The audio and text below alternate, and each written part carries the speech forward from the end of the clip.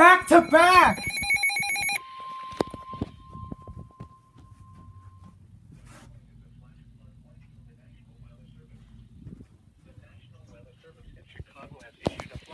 Warning for northwestern Jasper County in northwestern Indiana, southwestern Porter County in northwestern Indiana, southeastern Lake County in northwestern Indiana until 7:30 p.m.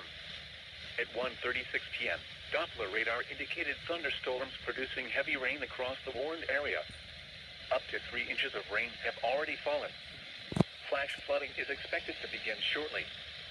Some locations that will experience flooding include Crown Point, Cedar Lake, Lowell, DeMont, Hebron, Lakes of the Four Seasons, Boone Grove, Winfield, Count, and Lake Dalecarlia, including the following interstates. Indiana There goes my EAS drought, guys.